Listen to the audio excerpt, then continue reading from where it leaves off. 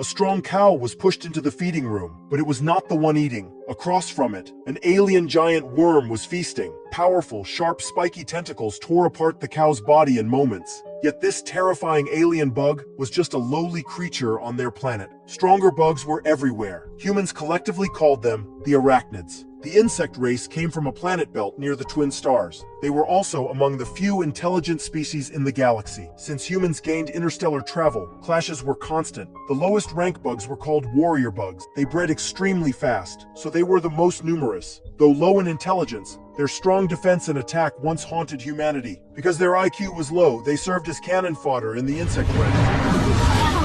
The second type was hopper bugs, which could fly briefly. They struck with sharp wings, like the Grim Reaper's scythe, ready to take heads. The third kind was tanker bugs. They were rare, but huge. Their hard shells gave them high defense. They charged like tanks, causing massive damage. They could hide underground and launch surprise attacks. They also had a pair of antennae on their heads that generated electricity. They could ignite liquid from their bodies, like a lighter. Wherever they passed, nothing could grow. The fourth kind was plasma bugs. They were the nuclear weapons of the insect race. Their tails spat blue plasma, not only with great power but with range that shot into the sky. They precisely struck space warships. During the war with humanity, plasma bugs became enormously threatening, but they had a weakness. While charging to fire, they were vulnerable. Another type was the brain bug. It was the core of the insect race and its leader. Its hive mind made the insects operate with ultimate teamwork. Its sharp mouthparts could suck the brains of other beings to gain knowledge. Its flaw was it could not fight. It even had to be moved by worker bugs. When the two species met in the vast universe, the dark forest rule began to show itself. Different species in different galaxies often clashed. The insect race tried to strike Earth with meteorites carrying bug eggs to eliminate threats.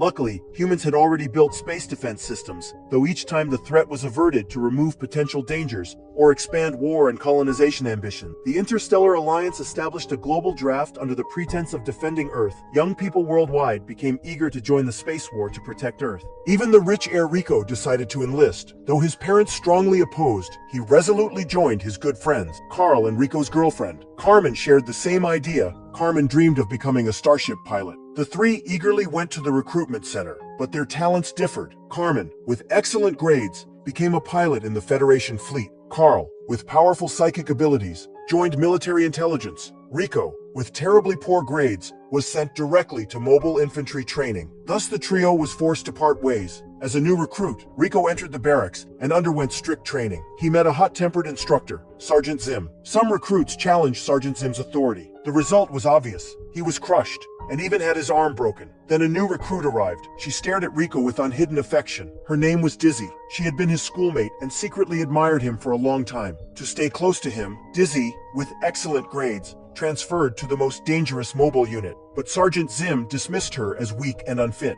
To everyone's surprise, on the fourth day, Dizzy stripped off her shirt and challenged Sergeant Zim to a duel. Though she was ultimately defeated, her courageous spirit earned her Zim's respect. Determined to become an elite soldier, Rico worked harder than anyone in subsequent ruthless training. He eventually won the top position as squad leader, with outstanding results. Rico intended to share the good news with his girlfriend Carmen, but her cold response already foreshadowed their future. Sure enough, Carmen unilaterally announced their breakup. She said she wanted to focus on her career. In truth, she had fallen for her flight instructor, Xander. She moved on emotionally. Now she held the deputy captain post thanks to her stellar performance. Seeing Rico's dejected face, Dizzy did not know whether to feel glad or worried. However, bad luck struck again. During a live fire simulation training, Rico tried to help a teammate fix a broken helmet, but a stray bullet hit him, killing him instantly. The female soldier who fired the shot was immediately sent back to Earth. Although Rico meant well, he was still held responsible. He was stripped of his squad leader title and publicly punished with a flogging. One blow after another pushed Rico into deep self-doubt. He decided to give up his dream of defending Earth and return home to inherit his parents' business. His parents were relieved when they heard the news, but just as he prepared to head home, the communication signal suddenly went down. Rico didn't think much of it, assuming it was just a normal malfunction. He had no idea that at that very moment, a meteor from the Arachnid system was flying straight toward Earth. Carmen spotted it and immediately activated the starship's emergency maneuver, but the impact still destroyed their communication system. Because the comms were down, they couldn't alert the defense fleet in time. The meteor hit Earth, killing more than 1 million people. The city struck by the meteor happened to be the hometown of Rico and Dizzy. They were now homeless. With nothing left to lose, determined to take revenge on the Arachnids, Rico reapplied to join the army. The Federation Marshal took the chance to declare war. A massive human fleet set out toward the Arachnid star system. On this mission, Rico and Carmen met again. During their brief conversation, Rico noticed the chemistry between Carmen and Xander. He respected Carmen's choice to move on, planning to leave things peacefully. But Xander couldn't stop provoking him, mocking Rico for being just a grunt, a disposable soldier. The tension finally exploded into a fight. They were soon separated by onlookers, and neither side won. Before long, the fleet arrived above the Arachnid planet. The soldiers were full of confidence, thinking those bugs were nothing but dumb creatures that human technology could easily wipe out. Thus, the great interstellar war between mankind and the Arachnids began, but no one realized it would soon turn into a one-way trip to hell. The landing ships had just deployed when a wave of plasma blasts struck from below. The captain remained calm, believing intelligence reports that said the plasma's power was negligible. But before he even finished his words, a landing ship was blown to pieces. Only then did he realize how wrong the intel had been. The devastating plasma attack caught the fleet completely off guard, causing massive losses. To turn the tide, the landing crafts rushed forward, and the Mobile Infantry charged as the vanguard. Their main target, the deadly plasma bugs. The squad leader wasted no time ordering 2 small nukes to be launched. Luckily, plasma bugs were weakest when charging their plasma. Each nuke blew one to bits. This made humans think victory was easy. They believed the bugs were nothing but fragile monsters. But when they encountered a warrior bug, their arrogance vanished. Its hard shell resisted bullets, and its attacks were brutally powerful. Dozens of soldiers surrounded and fired at it non-stop before finally killing it. Then they looked up. Hundreds of warrior bugs were charging toward them. The soldiers had nowhere to run. Their bullets were like raindrops against armor. One soldier lost his nerve and recklessly charged forward. Within seconds, he was torn apart. The battlefield turned into a living nightmare. No one could believe that the bugs once thought weak were so terrifying. The surviving soldiers now had only one thought: escape the planet. Only one dedicated reporter kept filming live. Even when a warrior bug caught him, his partner never dropped his camera, calmly recording the reporter's death until he was impaled himself. Rico, watching from the side, fought back with fury and finally brought down a warrior bug. But just as he let his guard down, it made a final attack, piercing his thigh. He fell to the ground, unconscious and covered in blood. This battle, caused by the intelligence department's fatal mistake, turned into a one-sided massacre. Over 100,000 human soldiers from the vanguard force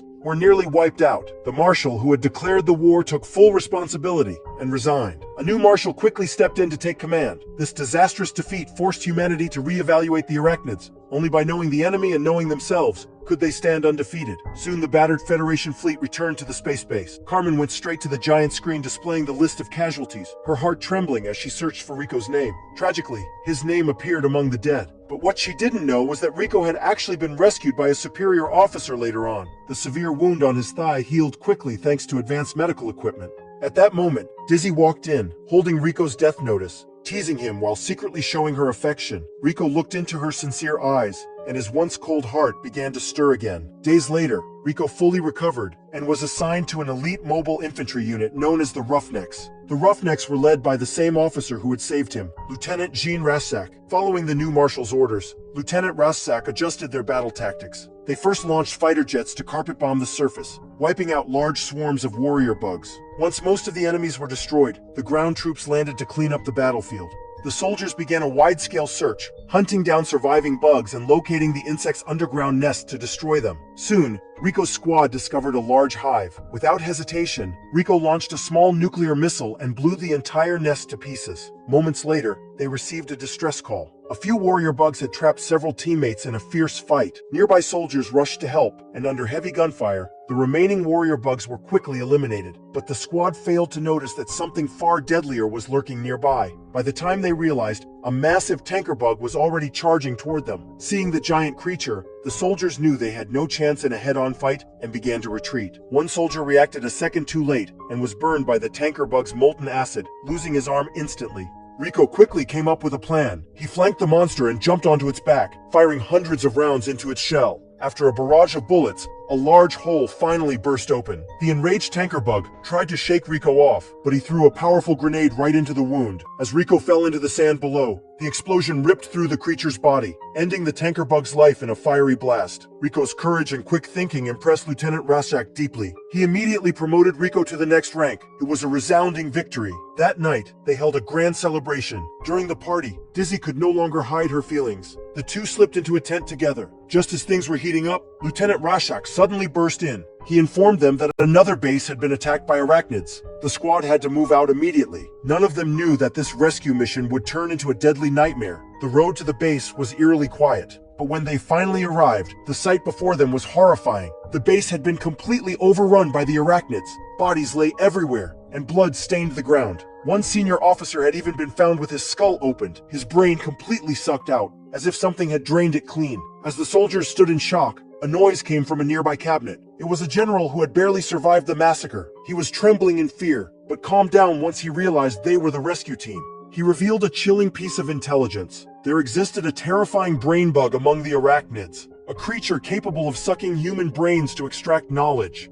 even controlling the victims' minds afterward. The distress signal they had received was likely a trap set by the bugs. The squad immediately understood the danger. The Arachnids were not mindless beasts, but highly intelligent predators. They had to retreat right away, but it was too late. Countless warrior bugs had already surrounded the base, blocking every escape route. There were so many of them that the soldiers couldn't even count their number. Lieutenant Raschak immediately ordered full firepower, but the warrior bugs were incredibly tough, and with their overwhelming numbers, machine guns barely made a difference. The troops were already struggling to hold the line, and the flying hopper bugs made things even worse. Luckily, those assassin-like creatures had weak defenses. Rico seized the moment and shot one down, but its falling body crushed the unlucky general hiding below. Realizing the base was about to fall, everyone knew they could no longer hold their ground. They retreated deeper into the base to wait for rescue. Fortunately, Rico had already contacted headquarters, and the rescue dropship was on its way. But the situation was critical. The base was seconds from collapse, and ammunition was almost gone.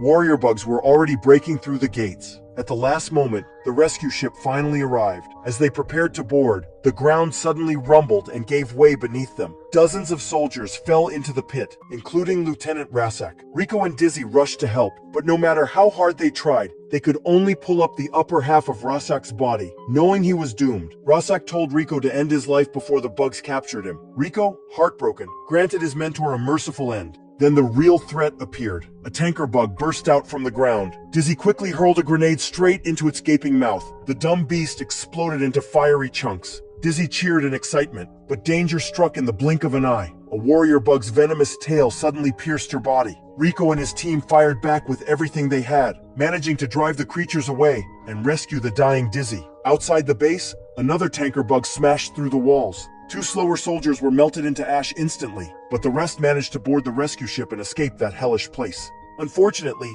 Dizzy's wounds were too severe. Just after finding love, she couldn't hold on, leaving Rico devastated and furious. Rico stormed into the cockpit and demanded the fleet launch nukes to destroy the planet. To his surprise, the rescue ship was piloted by Carmen and Xander. Carmen was shocked to see Rico still alive. Xander relayed Rico's request to command, but it was denied. The Marshal had a different plan. Later, the troops held a solemn funeral for Dizzy. As the ceremony ended, a familiar face appeared. Rico's old friend Carl. Using his powerful psychic abilities, Carl had risen to the rank of colonel, now fully in charge of the next mission. From Carl, they finally learned the truth. The High Command had already known that the Roughnecks' mission was a trap. They had deliberately sent them to their deaths to confirm the location of the Arachnid leader. According to intelligence, the Arachnids operated through a hive mind. If the brain bug, their leader, could be captured, humanity would win the war once and for all. Thanks to the data from the battle, they finally pinpointed the brain bug's location. Carl promoted Rico to first lieutenant of the Roughnecks, and preparations for the capture mission began. But before they could act, the Arachnids seemed to sense danger. They launched a massive counterattack first. Thousands of plasma blasts shot into the sky, tearing through the atmosphere and striking the human fleet in orbit.